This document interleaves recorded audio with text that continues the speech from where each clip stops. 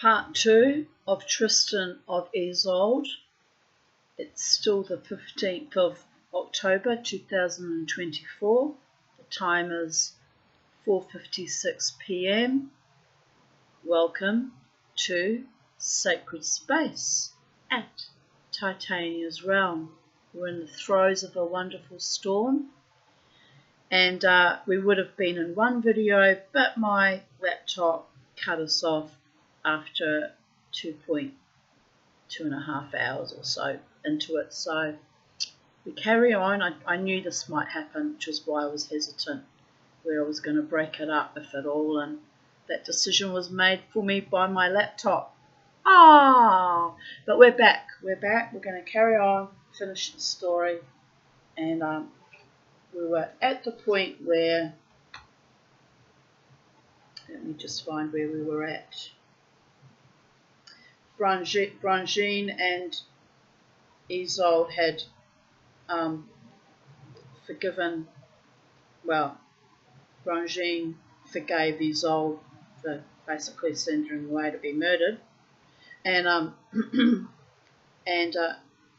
I'll just read that line again. Brangine had passed through Iseult's crucible, and from that testing, the two remained devoted to each other to the end of their lives, because her loyalty was without question. Coming back from that experience and forgiving her lady proved that her heart was indeed chaste and loyal and sweet and pure.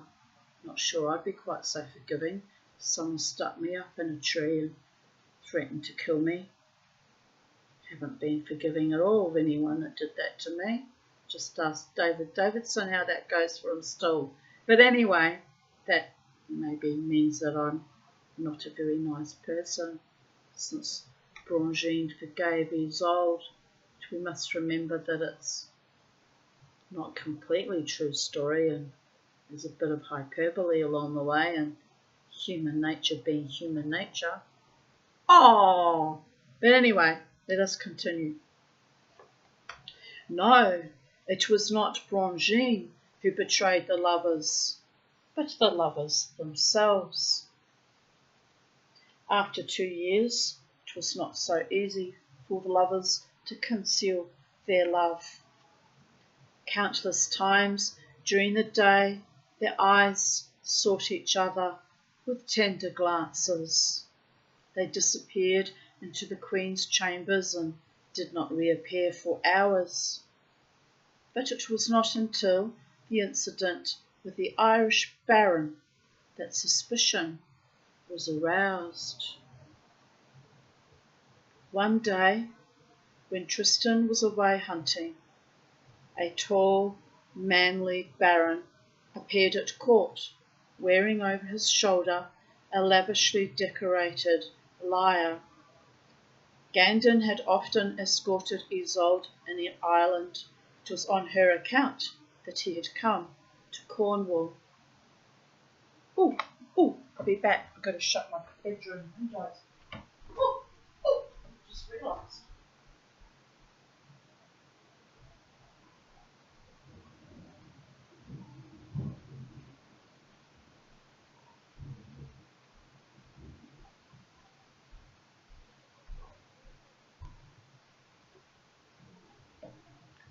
Fortunately, it was only open that far, but it's still quite wet. Oh dear, never mind. Didn't even think about it till now. By the gods. Mama tees off with the pixies, I tell you. Anyway. To please Iseult, Mark treated the Queen's former countryman with courtesy and invited him to dine with them.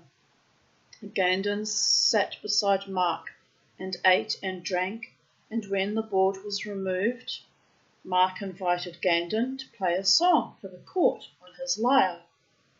The arrogant Gandon refused to play without a reward. It's a bit rude, since he's already bloody eaten and drunken, been spoiled lavishly, and wants rewards as well, greedy little piglet. And anyway, I guess it's important to be paid for your talents, though, she says whimsically.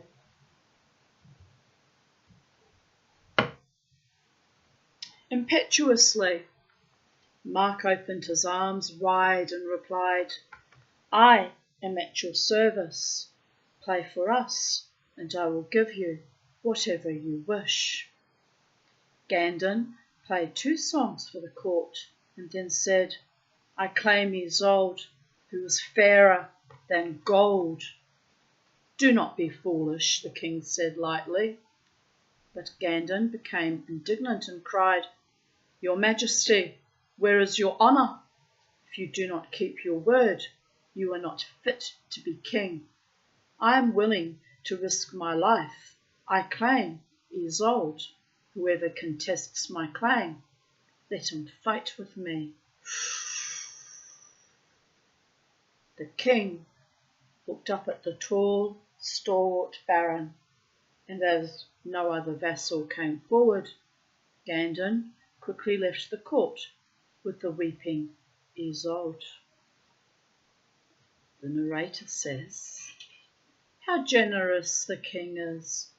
Why, the world is filled with such generous, courteous men of their word. Wouldn't a wife prefer the rude man? Indeed, sold off like parcels of meat, like chattels, like vermin, like nothing. Where is the love and the respect for Iseult, am I right? Oh, my feminist heart just did a little twitch. When Tristan returned and found that the queen had been taken away, he took his harp and rode at once to the landing place. Tying his horse at a distance, he approached Gandon, who was sitting with the queen in a silken tent, waiting for the tide to come in. Noble Baron, Tristan said, I've been told that you are returning to Dublin. I am a harper from Ireland and long to be reunited with my land. I beg you, take me home with you. You have my word, but first play for us. Can you not see the lady is weeping? The harper played. Iseult stopped weeping, and the tide drifted in. Gandon's men called from the ship, urging them to come aboard before Tristan and trouble should arrive. But Gandon ignored them and asked the minstrel to play Dido's song.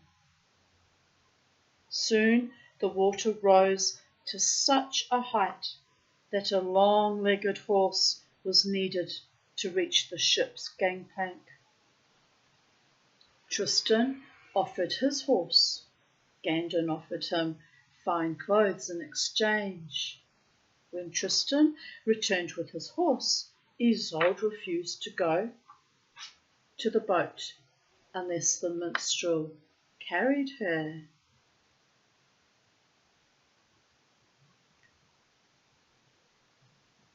Gandon was thus forced to carefully hand his lady to Tristan, who set Iseult in front of him and galloped off in the opposite direction.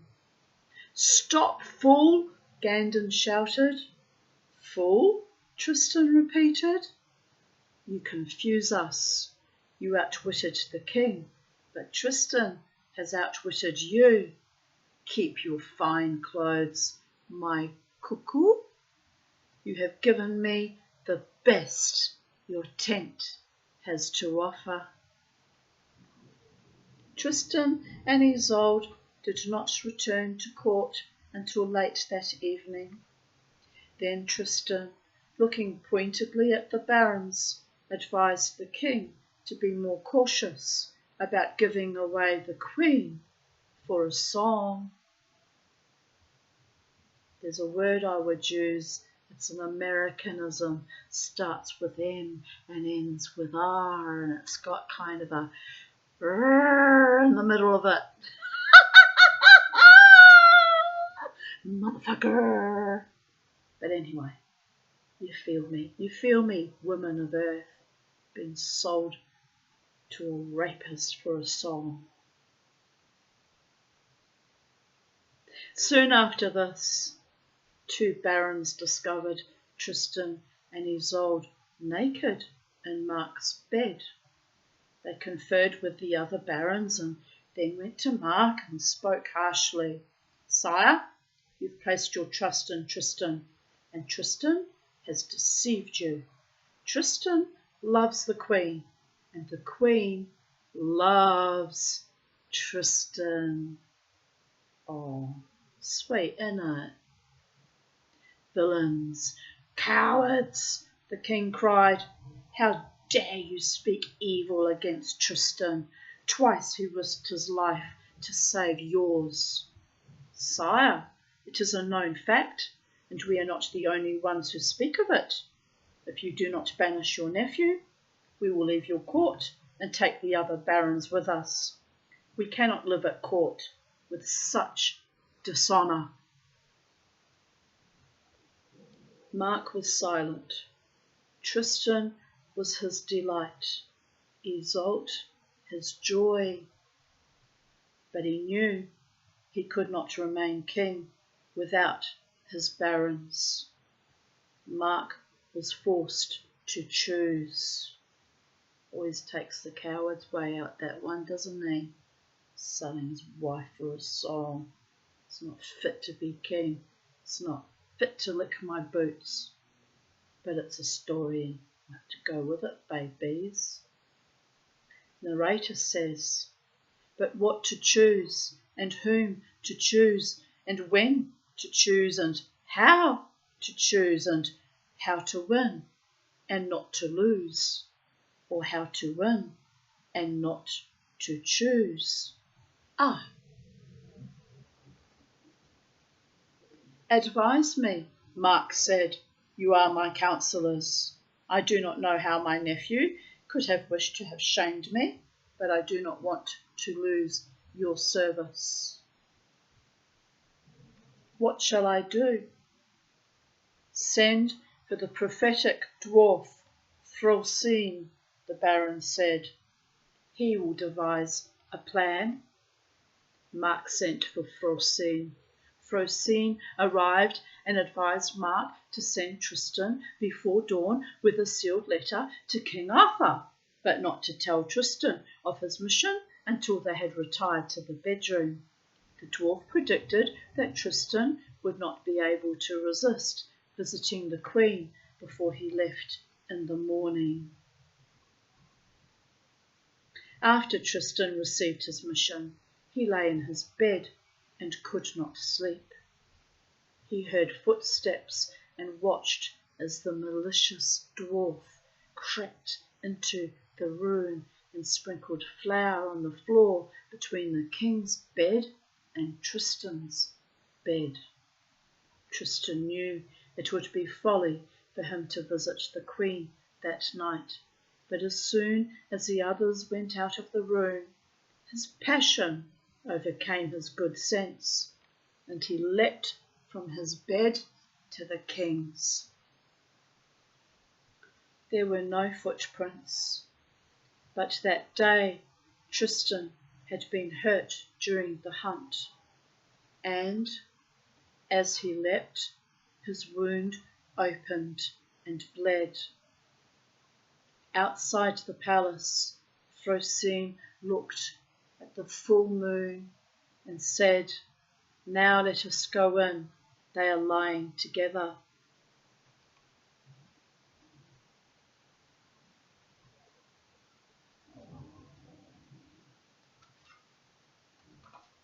Tristan heard them enter and leapt back to his bed and pretended to be asleep, but by the light of the candles the baron followed the track of bright red blood from the king's bed to Tristan's bed. They threw the covers off Tristan's bed, and when they saw his bleeding leg, they held him fast and cried, "Vengeance, your majesty, take vengeance." The anguished king cried, "You shall die, Tristan. You and the Queen shall be burned by fire." This is the same man who not long ago sold her off for a song, am I right? What the fuck?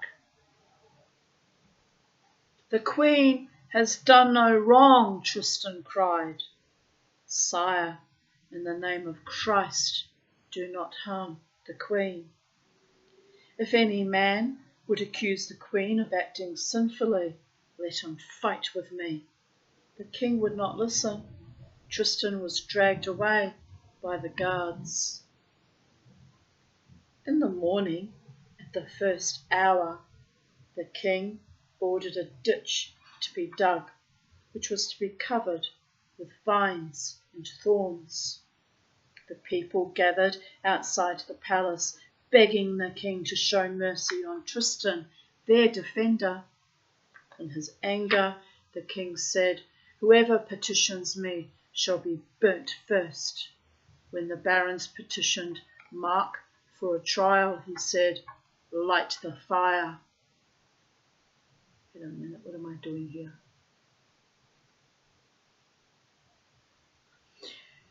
The guards led Tristan towards the plain, where a large crowd was already assembled around the fire. On the way, they passed a small stone chapel on a high cliff overlooking the sea. Tristan said to his guards, "I beg you, my death has come. Let me say my last prayer in peace and ask Christ to forgive me." As there was only one door, the guards let him enter the chapel. But the moment he was inside, Tristan bolted the door, broke the window, and leapt, preferring to die rather than to be shamed before the people. God was with Tristan, and the wind caught his cloak and carried him away from the cliff, dropping him into the sea. Tristan swam for shore. When he reached the land, he saw in one direction smoke and crackling flames. He ran in the other direction, and there, riding toward him, to his joy and relief, was his faithful servant, Governal, who, fearful of the king's wrath, had fled the palace, taking with him Tristan's sword and charger. "Quickly, Governal," Tristan shouted.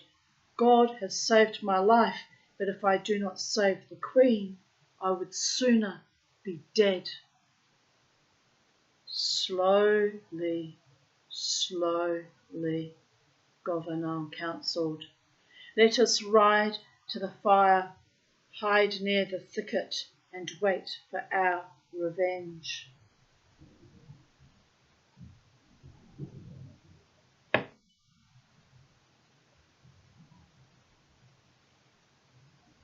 At this moment, the Queen was being led through the streets to the fire. Her long golden hair fell to her waist. Her head was bowed. Her hands were bound. She wore a plain grey linen shift. Tears streamed down her cheeks. The people watched their once glorious Queen and wept. Even the envious barons wept. Again they pleaded with the king for a fair trial, but the artless king, who had been blind with passion, was now blind with rage. As Iseult approached the fire, the leper Yvain, followed by a crowd of lepers, went up to the king and cried, "Sire, your justice is harsh, but it is short. It will not last. The fire will burn her, and in moments she will be ashes. But if you let me speak, I can tell you of a way in which her pain will go on forever." "Speak, leper," What is your way? The king asked. If you know the grimmer death, I will reward you. Give her to me, Yvain cried. Give her to me and to all my comrades. We will enjoy her together. There's enough lust in us to cripple her in a day. With you, she lived in a castle and wore fine clothes and ate fine food. With us, she'll live in a hovel and eat crumbs. In our courts, she'd rather be dead than alive.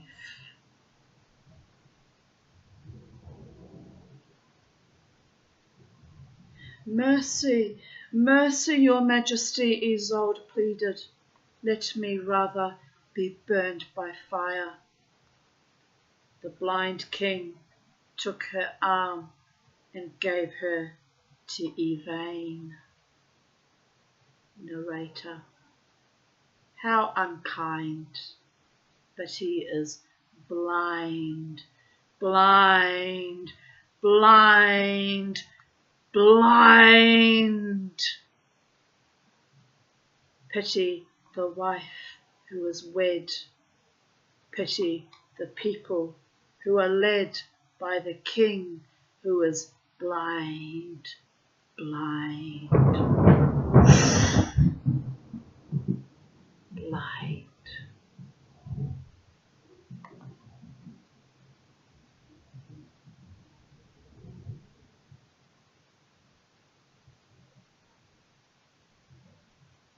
A cry went up from the other lepers, with their open sores oozing. They hobbled on their crutches, reaching for the queen. Yvain pushed them away and started toward the open road with his prize when out of the bushes rode Tristan and Governal. Tristan lifted Iseult up onto his horse. Governal swung his sword in all directions, toppling the beggars, and in moments the two horses disappeared into the woods. Mark offered a reward of 100 silver pounds to anyone who would bring back Tristan. No one dared. The king burned with anger, but after several months, when he looked about his court, nowhere did he see a knight to compare to Tristan in valour, in merit, or in eagerness. Mark longed for Tristan. He languished for Iseult. Isn't that odd, since he was prepared to burn her and let her be gang raped by lepers? The fickle hearts of men and kings. Odd, isn't it? Human nature. It's very fucking odd. One minute you're riding high, next you're fucking riding low, and somewhere in the middle a hero comes along and saves you.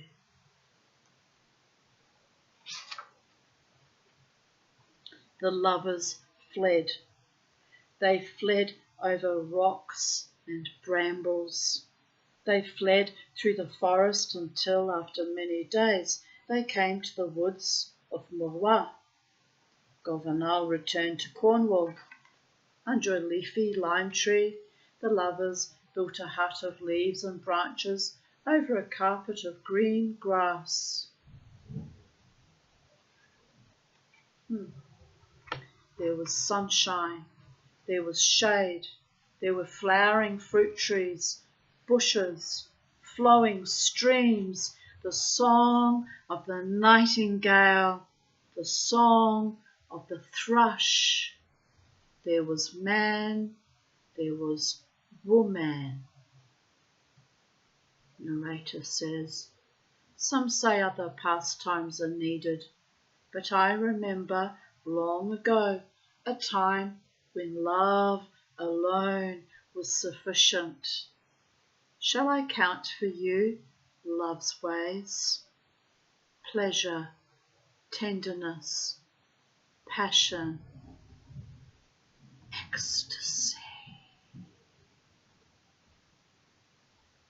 These are the ways of love's innocent game.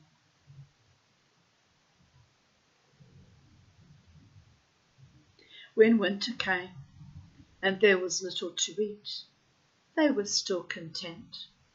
They found a cave and told each other love stories and sang and played the harp in turn.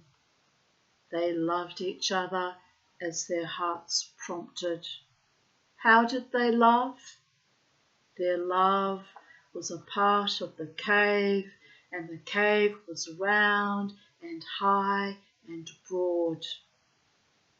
As their bodies weakened, for there was little food, their love soared, filling the expanse of the cave, exploring the depths of their hearts. In the roundness of the cave, they came to know the tender curves of love's inner circles. And the narrator says, and there was more, but I cannot tell it, for I do not know it. It belongs only to the lovers.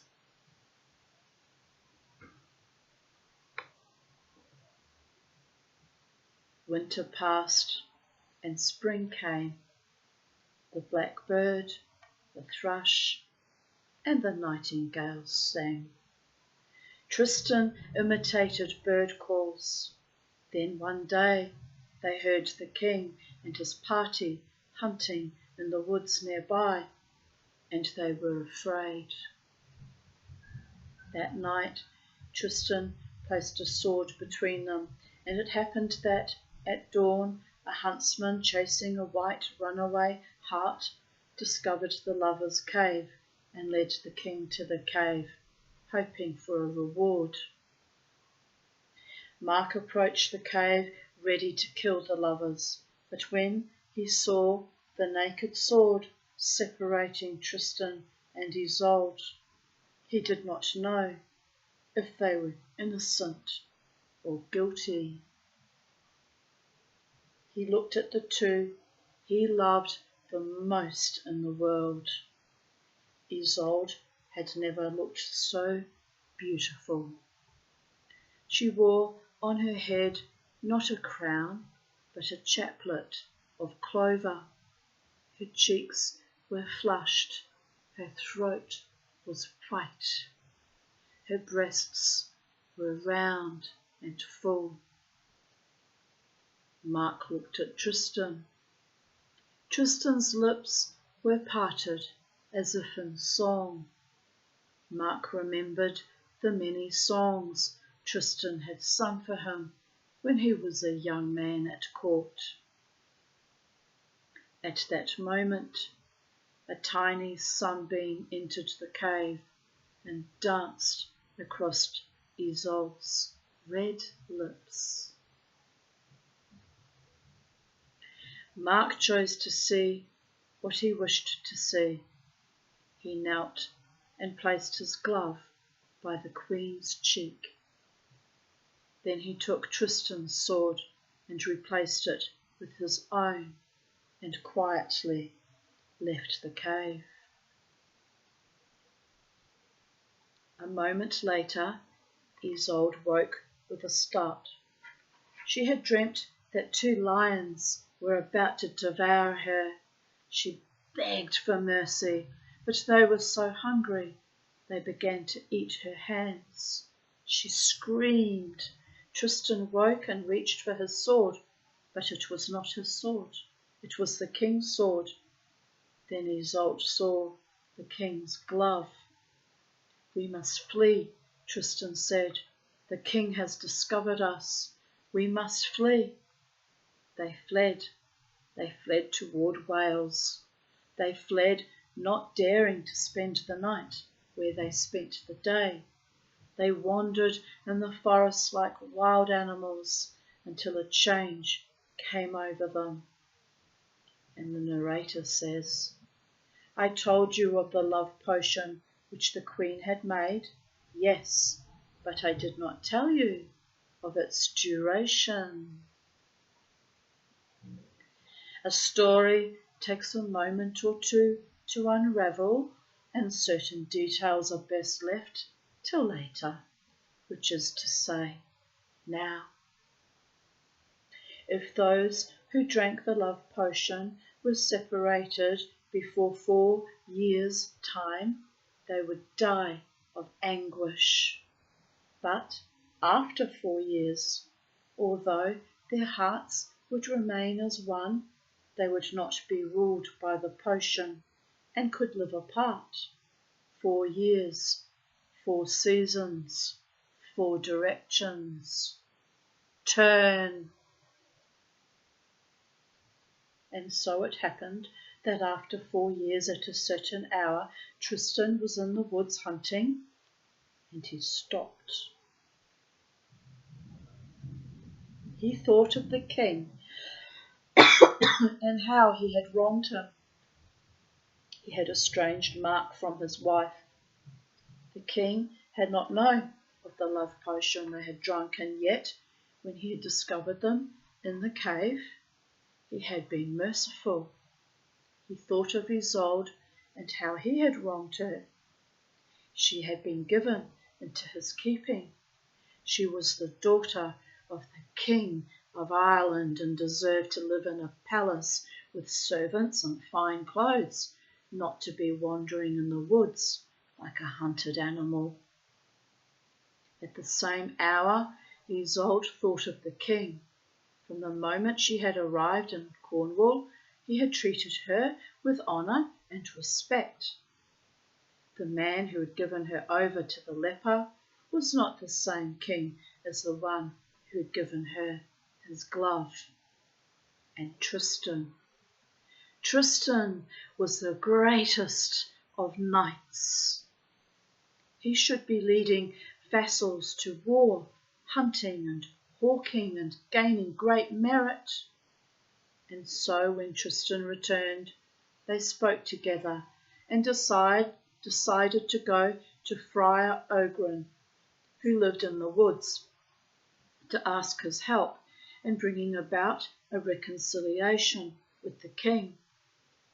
On the lover's behalf, the friar wrote a letter to the king, and the narrator says, they turned. The lovers turned, but to what did they turn? Honour? Merit? Mark? What do you say? Speak up. By now you know as much as I do. Friar Ogren, wrote to Mark, asking him to take back Tristan and Iseult.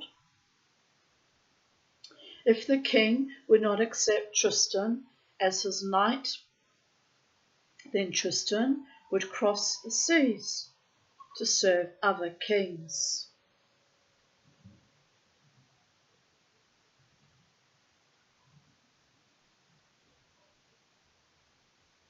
But if the king would not accept Iseult as his wife, then Tristan, who had been given to Iseult into his keeping, would bring her back to Ireland, where she might reign as queen. They soon received a reply stating that Mark welcomed back Iseult, but the court refused to allow Tristan to remain in Cornwall. 3 days after Iseult returned to Tintagel, Tristan was to cross the seas to serve other kings. The lovers went into the woods for the last time. They followed a stream and sat by a pine tree and spoke. Iseult held Tristan's hand and said, for so long now, my heart has been yours.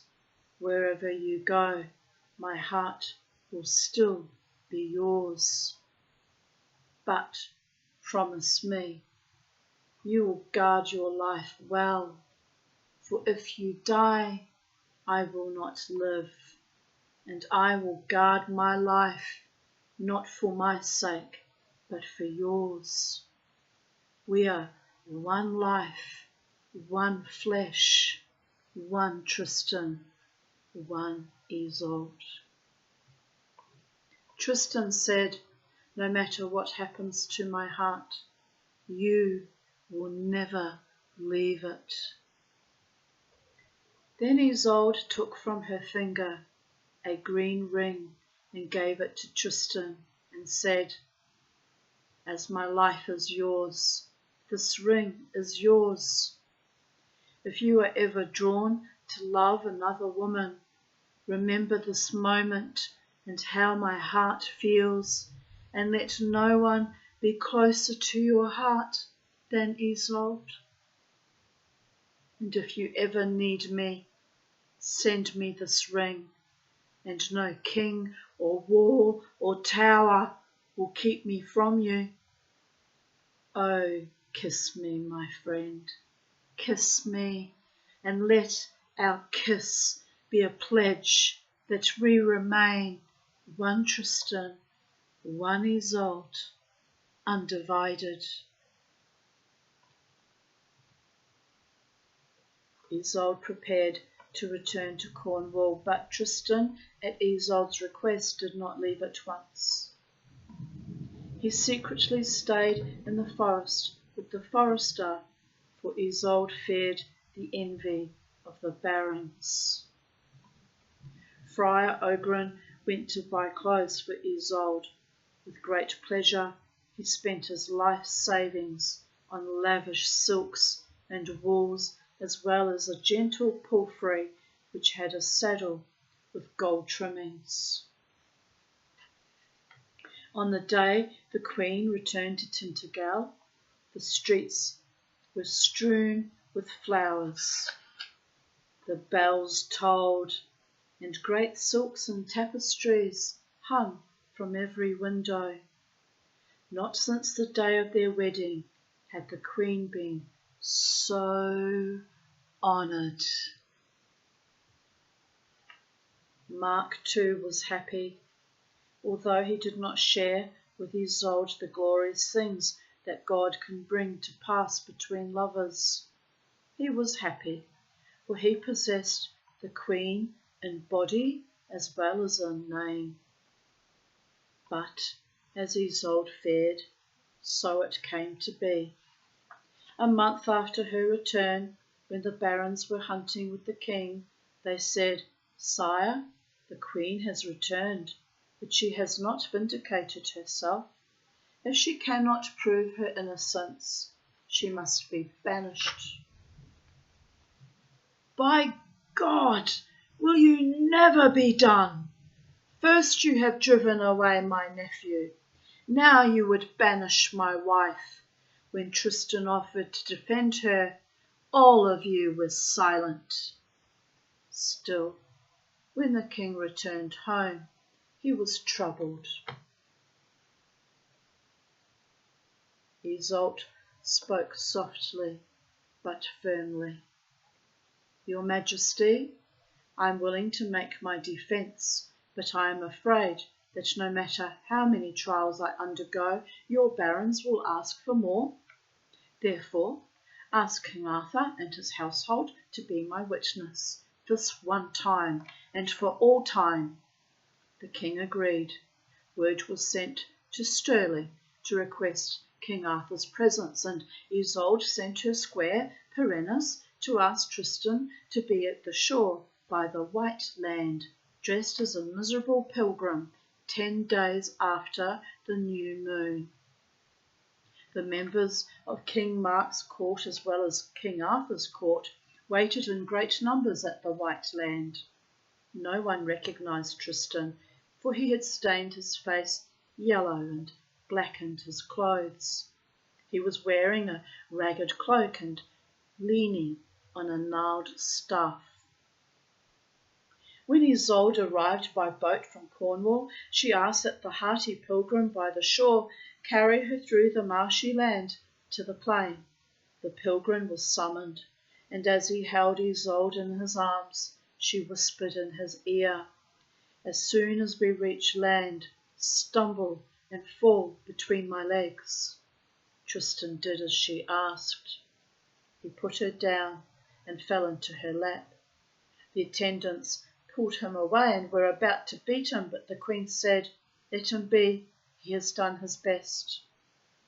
A grey silk cloth was spread over the grass. The holy relics on which the queen was to swear her oath were taken out of the minster and placed on the silk cloth.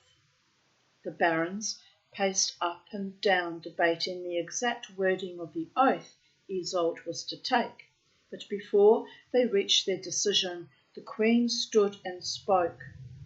"My kings, my lords, I take my oath.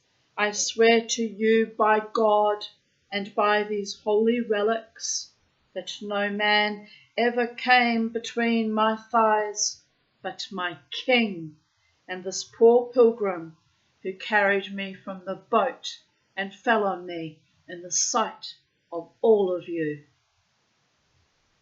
Then King Arthur said, "Let the queen be given the iron." Iseult took the iron, carried it, then put it down. Her hands were without blemish. King Arthur said, "We have witnessed the queen's innocence and accept her defence. If she is ever troubled again, as soon as she sends word, we will defend her. Mark, remain steadfast, and do not trust the villains who would speak ill of your queen. She has given her oath." The two kings then returned to their courts. The narrator says, "Ah, these kings! What do they tell each other? Be content. Trust your wife. I say, better to heed the ways of a fool. Merry one day, miserable the next. Trust no one but the fool."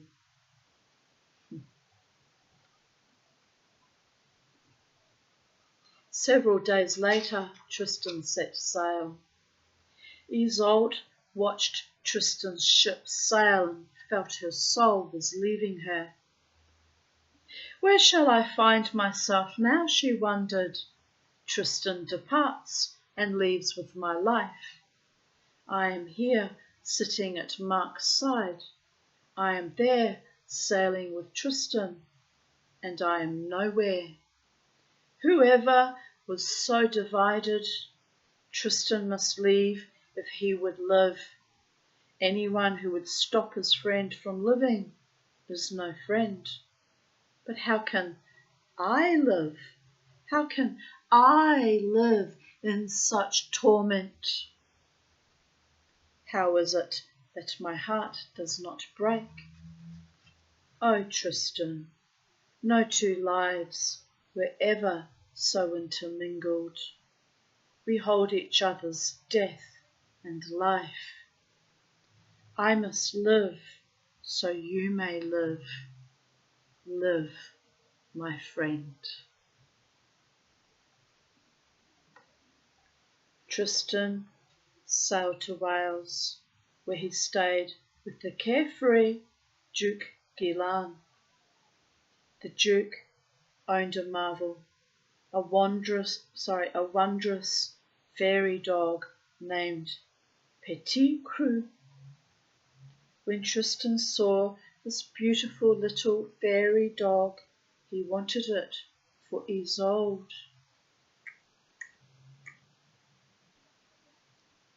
I already know that's going to go bad. Do not take things from the fairy. He made a wager with the Duke, won it, and had a Welsh minstrel deliver the fairy dog to Iseult, hoping it would assuage her sorrow. From the moment Iseult held Petit Cru in her arms. She was happy. She stroked its soft, silky fur.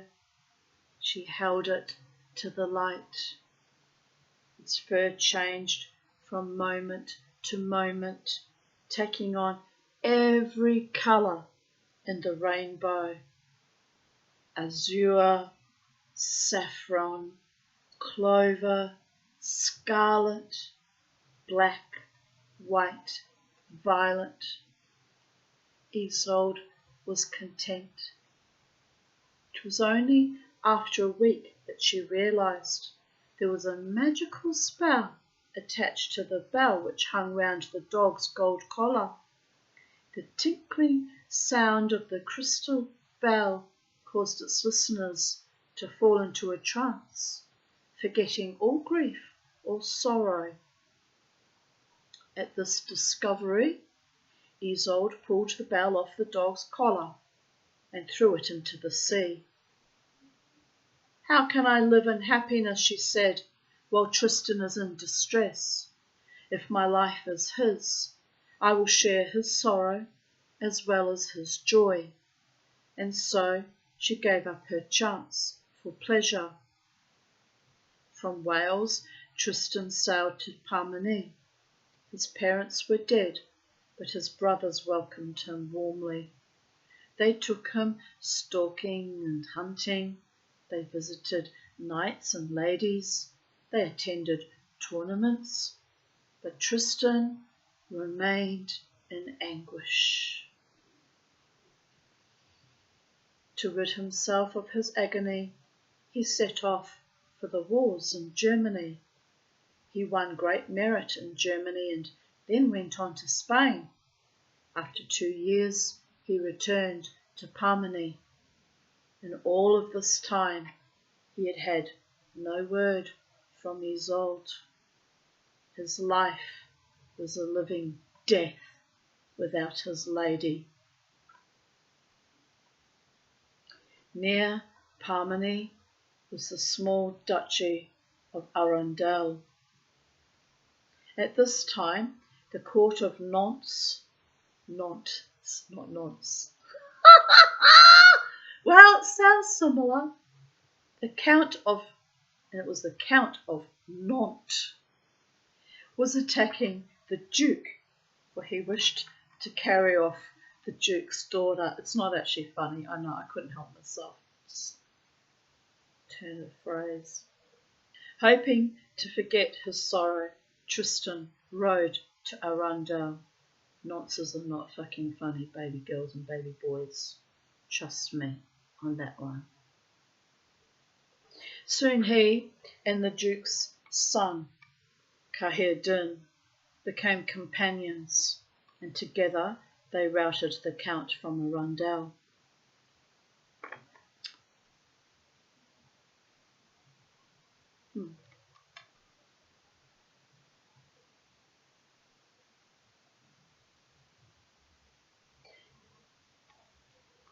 Caherdin then brought Tristan to meet his sister. The name of the sister of Caherdin was also Iseult, Iseult of the fair hands. When Tristan heard her name and saw how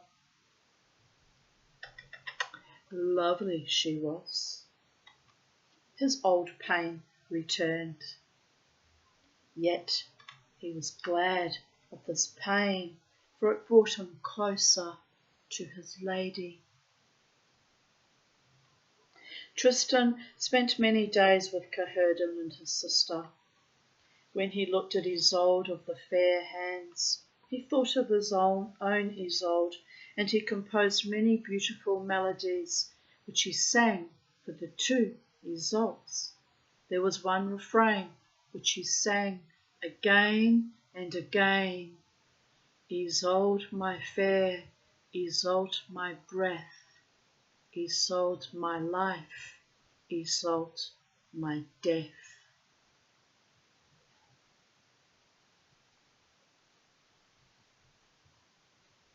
He sighed so as he sang, that those who listened thought he was sighing for love of Iseult of the fair hands.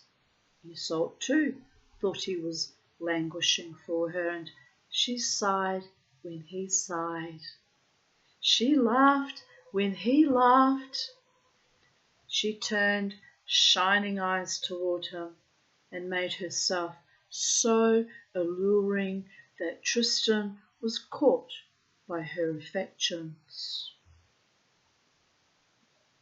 When Tristan was alone, he spoke to his lady, first blaming himself, then blaming her.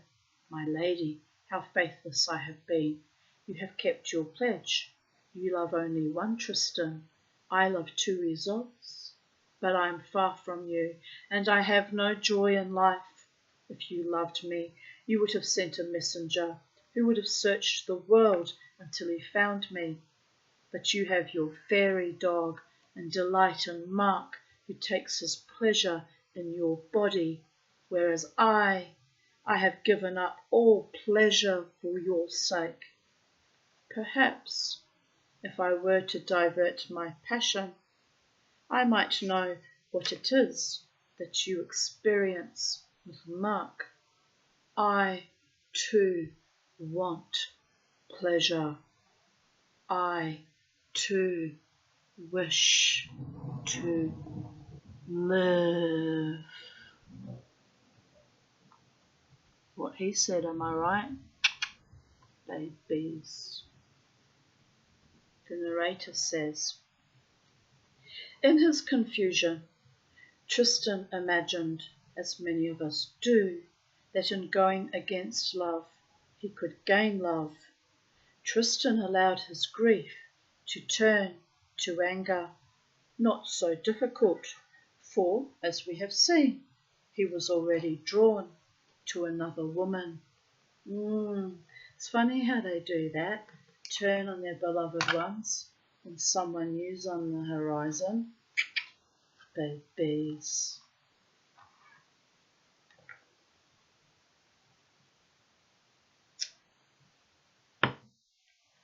And so, when Kaherdin asked him his intentions regarding his sister, Tristan said that he wished to marry her, and the wedding was soon arranged.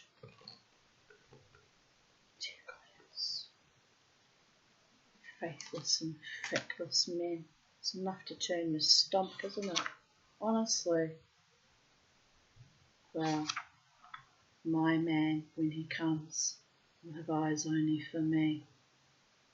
And he'll be noble and honouring of the Tanya and choose me by heart, mind, body, soul and spirit.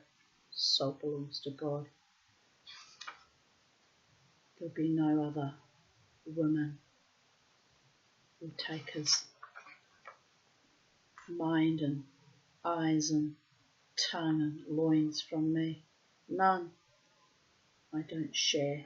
I've had a lifetime of feckless evil men. My man will be good and kind and loyal and faithful to me.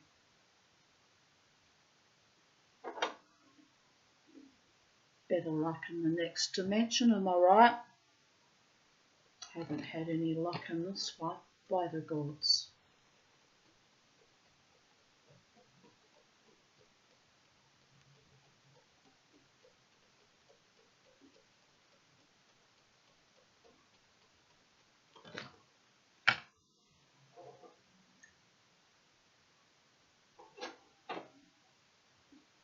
Free will, free heart and free mind will choose me. In sweetness and delight for the rest of our lives together in great happiness and connubial bliss and loyalty and faithfulness and joy and peace and prosperity maybe. Yeah, let's ask for it all. Prosperity and good health. Sei gesund, babies. Magic happens. Mama T's manifesting yet again. I know, boring, but it hasn't happened for me, has it? So I've got to keep trying. Other women would have died of grief by now. I don't know how I didn't die of grief. It's astonishing, my will to have pleasure and keep living, sometimes to defy mortal men and the gods. But I digress. This story is not about me. Let us continue.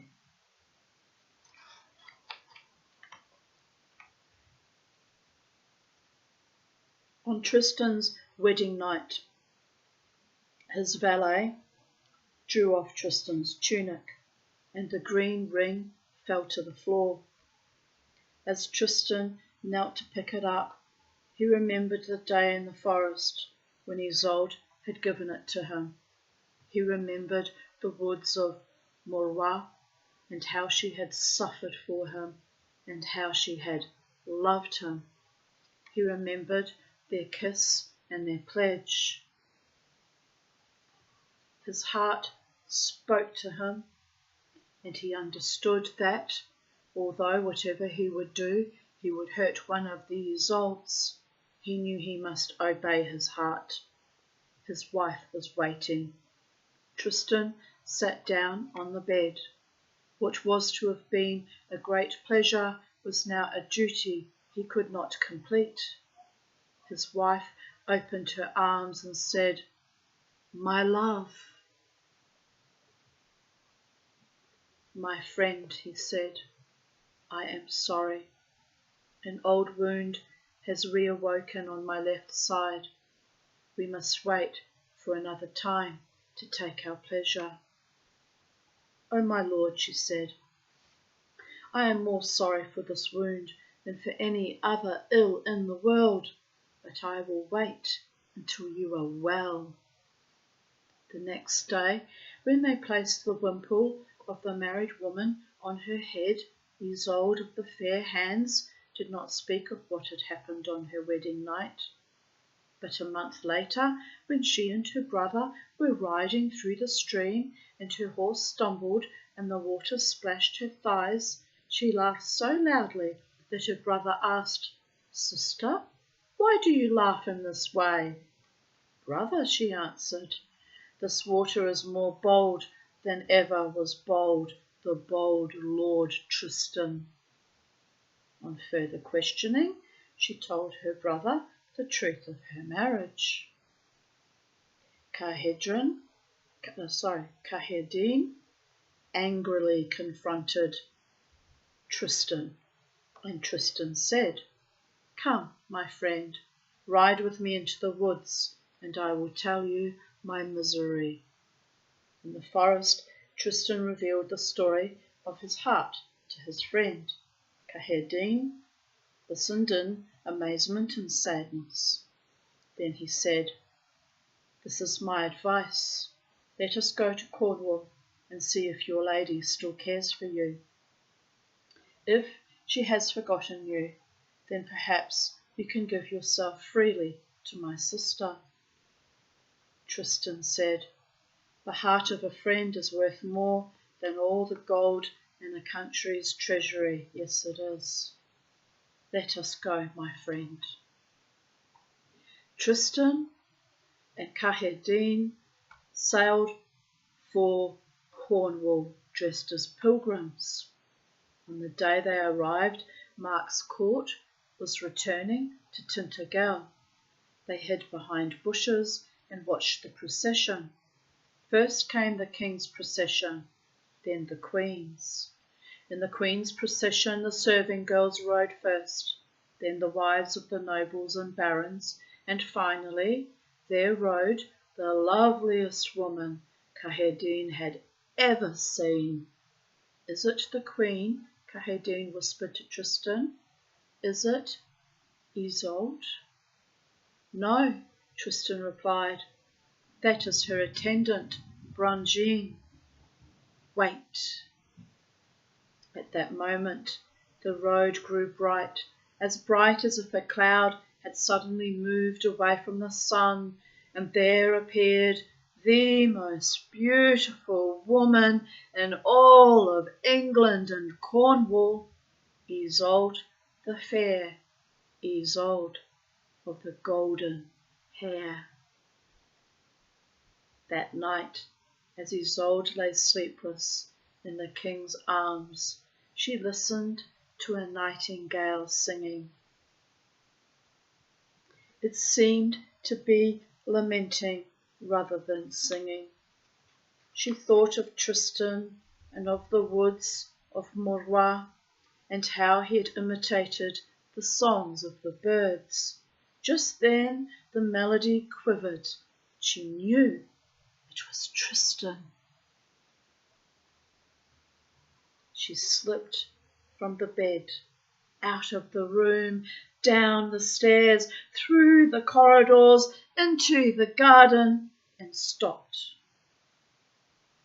Standing against the wall was Tristan. Her heart leapt, her face burned. In a moment she was in his arms, laughing and weeping without a word, without a sound. They held each other all night. The next morning the king left for 6 days to hold court at St. Lubin's, and the lovers lived in bliss. On the day Mark was to return, Iseult pleaded with Tristan. "Flee, my lord, flee, so you may live." "How can I live?" Tristan asked. "Live so I may live, and if you need me, send me the ring, and no king or wall or tower will keep me from you." Tristan found Caherdin, and together they returned to Arundel. When Mark came back to Tintagel and heard that Tristan had dared to deceive him again, he regretted that he had ever spared Tristan.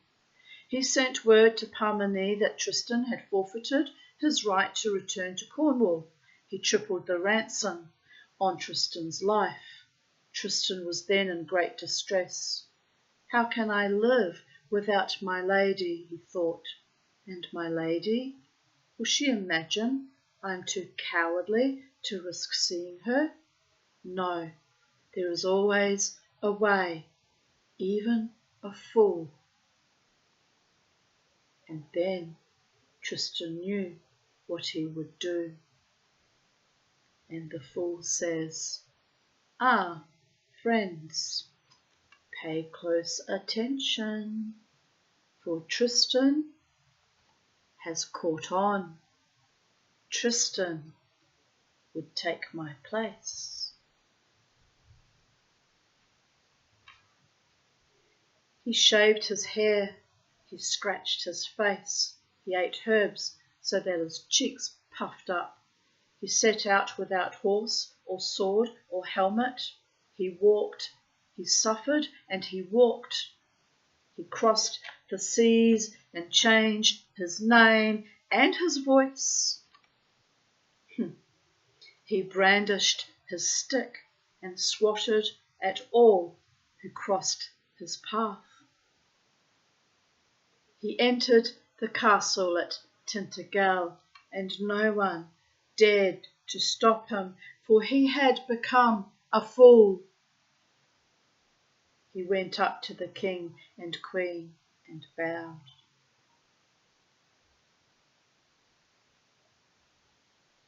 "Fool," said the king, "what is your name?" "Pecus, your majesty." Was it Pecus? Peecus. Do we like Pecus or Pecus?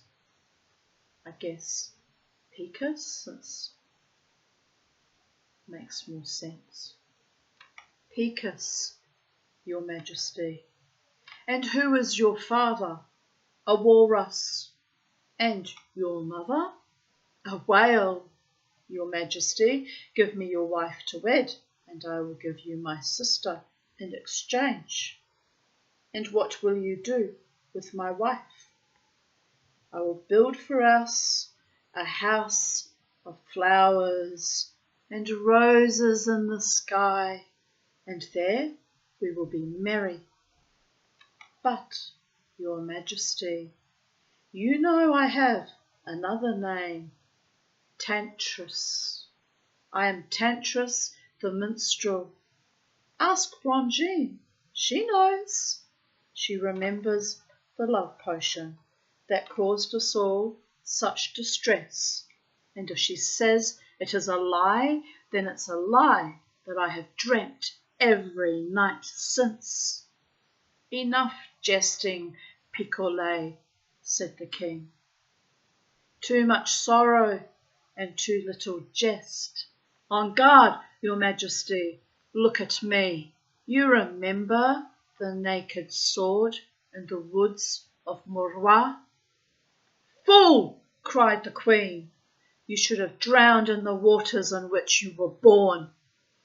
Oh, my lady, have you forgotten me too? If you remembered me, then no king or wall or tower would keep you from me. I have suffered greatly because of you. Oh, kiss me, my lady, kiss me this instant. Lift up your skirts and make up for all the kisses I have lost. How I have missed your sweet kisses under the sheets. Enough jesting, cried the king, and he called for his horse and left the hall to watch the cranes fly. But Iseult went to her room and said to Brongine, the fool mocks me, and yet I would speak to him. Bring him to me. Tristan entered the queen's room. He bowed politely and said, My lady, I am a lover and a madman. But if you knew me, I would no longer be mad. Look at me. Do you not know the minstrel who taught you to write and to sing in your castle? Do you not know the young knight who drank the love potion with you in your cabin? Do you not know your lover who shared your bed in the woods of Morois? Do you not know the fool?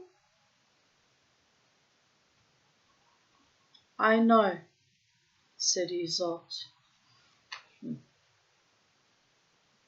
that someone has taught you well, but you in no way resemble the noble knight Tristan.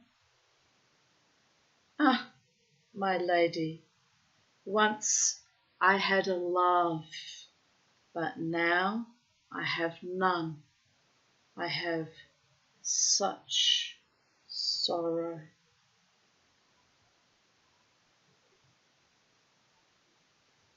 And who has caused you such sorrow?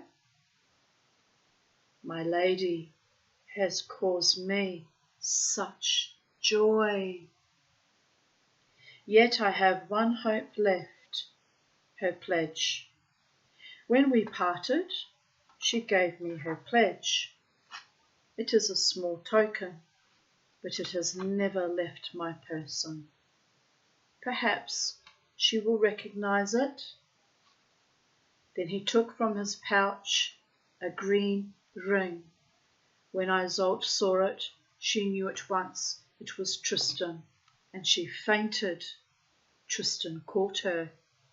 Soon she opened her eyes and said, Oh, my love, forgive me. I am the fool. How did my heart not know the man who has endured such suffering for me? Oh, come, my lord, come and forgive me in all sweetness. Then Iseult led him to her bed and gave him the joy and comfort that he had been waiting for so long. But the next day, when the fool tried to enter the Queen's bedroom, one of the Queen's servants was guarding the door. Tristan pushed him aside and went into Iseult's room. "My friend, they suspect that I am here. We must flee." "Tristan, hold me until our hearts break and we fly together to the house of flowers and roses in the sky. Tristan, take me with you. My love, if I send for you, will you come? You know I will." Tristan opened the door. The guards tried to stop him, but he swung his full stick at them and said, "Easy, champions, I will not stay. I am on my way to prepare the house of flowers and roses that I have promised my lady." Tristan returned to Arundel, which is a suburb down in the Gold Coast, by the way. It's named after that place, obviously. Cute, but no chocolate fish. Just saying. Just struck me as kind of funny. What happens at Arundel? I had friends that lived down there, actually. Yes, my friend the endocrinologist and his very jealous partner who was threatened by me. I'd done nothing wrong. I can swear on the Torah that I'd done nothing wrong. But was she threatened by me? Pathetic, stupid woman, really. But anyway, if they watch my videos, they'll be able to guess who I'm referring to. You have to laugh. But the endocrinologist had been very kind to me in his way. 2 band-aids on, what was it? 2 band-aids and a cork comes to mind. I harboured a fury for that for about 15 years. Then I got over it. But to you, my friend, the endocrinologist, who once paid for lovely red suede shoes because I couldn't afford to live, never mind buy fucking shoes. So I still honour you in my weird, quirky ways. Life, dark and light, shadow and sunshine, yin and yang, round and round and round, it all spins on a dime. Oh, they used to love to mock and deride the Tanya, though, did they not? If they gave me charity, it came as a backhanded slap very often. The 2 band-aids and a cork comment, an example of that. Never, ever fuck with the Tanya, just saying. But I forgave. Being an endocrinologist is a high stressful job, and he was a ribald man of earth, and it's just his sense of humour, smoking his big Cuban cigars, fantasising about what it would be like to make sweet love to the Tanya, remained only ever a fantasy. Remember that, people of earth. Even in those days I was holding on to my assets. Too much abuse had already happened even at that age when I was 35. Ghastly it was. Here I am, reading fairy stories, dreaming of my own true love to come to me at long last. Oh, psychedelic dream is my nickname for a reason, people. No psychedelics involved, just the constant spiralling, Fibonacci sequencing and Mandelbrot blotting and constant putting out new growth and new potentiates and dreaming the dream while I unravel at all my seams, hoping against hope. You have to laugh.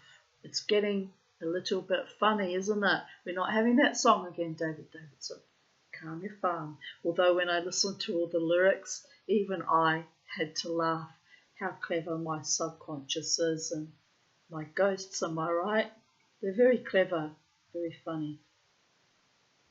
So sometimes a little bit fucking disturbed, but it is what it is. Don't be rattling your chains or flashing your magnificent penis, David Davidson. You had your day in Tanya's sunshine and it's gone, gone, gone, babies. Oh, you have to laugh. Well, I've got the vapors. Let me think it out again. Tristan returned to Arundel.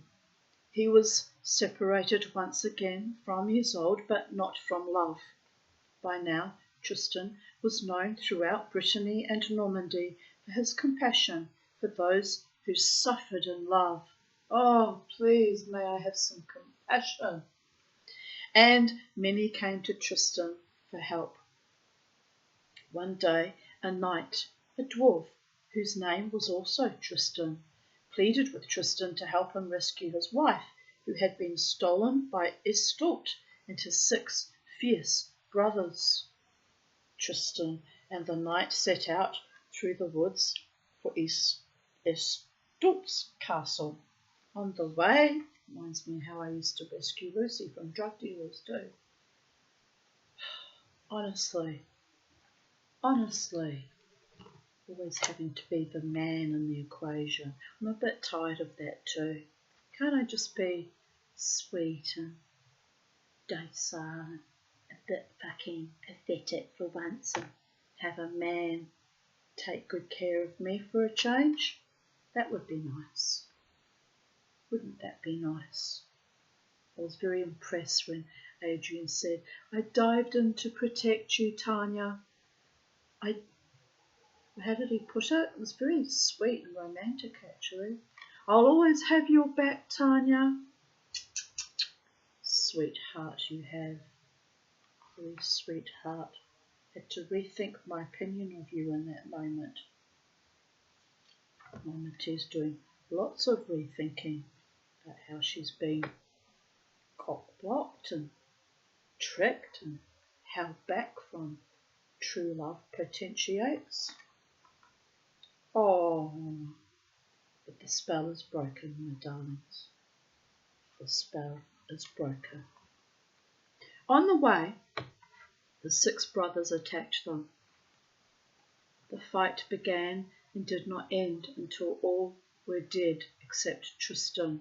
What spell, you ask? I have not cast any spells. I'm saying it metaphorically. Those who do not come to me in truth and in honour and integrity need not come to me at all. Ever, ever. Don't even breathe in my immediate vicinity. Just slough the fuck off. Mama T has spoken. Real men with real hearts need only apply for top spot. Mama T's heart, mind, loins, intellect, emotions, spirit and soul. Not men plural either. The one I've been waiting for a feckin' long time, by the way. 10 feckin' years, by the gods. My life's almost like a weird ass legend or fairy tale too. It's getting a bit ridiculous, to be honest. Fighting my way through the COVID epoch, worrying about everyone. Who worried about me? Only my beautiful one. He did come to me one evening and said, I'm worried about you. I'm terrified you might die, he said. I said, don't be ridiculous. Do you know how many times I have died? Dozens in this incarnation alone, not to mention the ones where I actually died and didn't come back straight away. by the gods. Anyway, it was sweet. It was very sweet, his heartfelt adoration in that moment.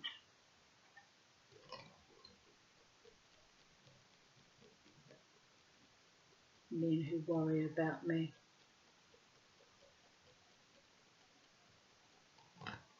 It's odd. It's a bit odd when you think about it. The fight began and did not end until all were dead except Tristan. He killed all 6 brothers that attacked them. Way to go, Tristan. With great difficulty, Tristan made his way back to Arundel. The doctors were summoned and dressed his wounds, but they could not cure him. Tristan lost weight. His bones showed through his skin. He was tormented by the pain and the stench. It's getting very thick and hot in here. By the gods. Don't know if it's me or because the storm's gone, but I think the storm's going to swing back around, I have a feeling, because there's this intense billowing of humidity. Either that or it's my man on pause, it's killing me too. At last, one day, he called for Caherden and sent everyone from his room. Iseult of the Fair Hands, fearing that her husband intended to become a monk, listened behind the wall in the next room as her husband spoke.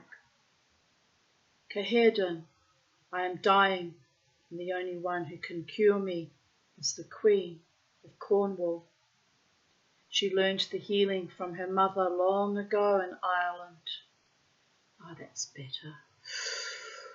Yes. A cool breeze, fresh air. I beg you, go to her, give her this green ring, and bid her, by the love potion we drank, by our pledge, and by the joys and sorrows we have shared, that she come to me quickly and not fail me. I will leave at once, Caherden said. I will tell no one what you have said, only that I am going in search of a woman healer. Then go, my friend, and take my ship. If you bring the Queen back, as you enter the harbour, raise the white sails. I will be waiting. But if she will not come, so that I can prepare myself, then raise the black ones. Iseult of the Fair Hands, who had heard every word her husband had spoken, then understood why her husband's joy had been lost to her. It had belonged to another woman. She hid her anger in her heart and went into her husband, showing him all affection and concern. In the guise of a merchant, Caherden sailed for Cornwall. In 20 days he reached Tintagel and went to the court with boxes of rare cloth, precious gold, and fine jewellery. He showed the Queen a beautiful gold clasp, and, as she was admiring it, he took from his pouch a green ring and said quietly, "Perhaps your Majesty would prefer this ring." The Queen at once motioned for Caherden to follow her, and when they were far from the others, she said, "Speak to me of this ring. My lady Tristan is dying. He has been wounded by a poison spear, and no one can cure him. He begs you, by this ring and by your pledge, and by all you have lived and suffered together, to return with me to heal him, for he cannot hold on much longer." Iseult consulted Brangien. Then she returned to Caherden and said, "We will meet you this evening at your ship." Under cover of darkness, Iseult and Brangien stole quietly out of the palace and went down to the harbour. The wind was strong, and the ship sailed swiftly.